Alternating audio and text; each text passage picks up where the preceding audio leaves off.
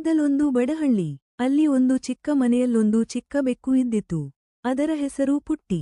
ಪುಟ್ಟಿಗೆ ಆಹಾರಕ್ಕಾಗಿ ಪ್ರತಿದಿನವೂ ತನ್ನ ಗೂಡಿನಿಂದ ಹೊರಹೋಗಿ ಏನಾದರೂ ಹಿಡಿದು ತಿನ್ನಬೇಕಾಗುತ್ತಿತ್ತು. ಒಂದು ದಿನ ಪುಟ್ಟಿ ತನ್ನ ಹೊಟ್ಟೆ ಹಸಿವಿನಿಂದ ತುಂಬಿದಾಗ ಹೊಲದ ಕಡೆಗೆ ಹೋಗಿತು. ಅಲ್ಲಿ ಹಕ್ಕಿಗಳು ಚಿಮ್ಮುತ್ತಿದ್ದವು, ಚಿಟ್ಟೆಗಳು ಆಡುತ್ತಿದ್ದವು. ಆದರೆ ಪುಟ್ಟಿಗೆ ಬೇರೆ ಯಾರೂ ಬೇಕಿರಲಿಲ್ಲ. ಅದು ಕುದುರೆಗೆ ಓಡುತ್ತಿರುವ ಒಂದು ತಳಕೋಣದ ಮೇಲೆ ಕಣ್ಣಿಟ್ಟಿತು. ಪುಟ್ಟಿ ನಿಶ್ಶಬ್ದವಾಗಿ ದಪ್ಪ ಹುಲ್ಲಿನ ನಡುವೆ ಅಡಗಿ ತಳಕೋಣದ ಬಳಿ ಕುಳಿತಿತು. ಅದು ಶಾಂತವಾಗಿ ನಿಲ್ಲುತ್ತಿದ್ದಾಗ ಪುಟ್ಟಿ ಎದ್ದು ಕುದಿ ಅದರ ಮೇಲೆ ಬಿದ್ದಿತು. ತಳಕೋಣ ಥಕ್ಕನೆ ಭಯಪಟ್ಟು ಓಡಲು ಯತ್ನಿಸಿತು. ಆದರೆ ಪುಟ್ಟಿ ಅದನ್ನು ಹಿಡಿದು ತನ್ನ ಮನೆಗೆ ಒಯ್ಯಿತು. ಅದರ ಮೇಲೆ ತಾಯಿಯ ಹೆಮ್ಮೆ ತುಂಬಿತ್ತು, ಮಕ್ಕಳಿಗೆ ಆಹಾರ ನೀಡುವ ಸಂತೋಷವಿತ್ತು. ಆ ದಿನದಿಂದ ಹಳ್ಳಿಯಲ್ಲೆಲ್ಲ ಪುಟ್ಟಿಯ ಶೌರ್ಯದ ಬಗ್ಗೆ ಮಕ್ಕಳು, ವೃದ್ಧರೂ ಮಾತಾಡುತ್ತಿದ್ದರು. ಪುಟ್ಟಿ ಒಂದು ಸಾಹಸಿ ಬೇಟೆಗಾರಿಯಾಗಿ ಎಲ್ಲರ ಹೃದಯ ಗೆದ್ದಳು.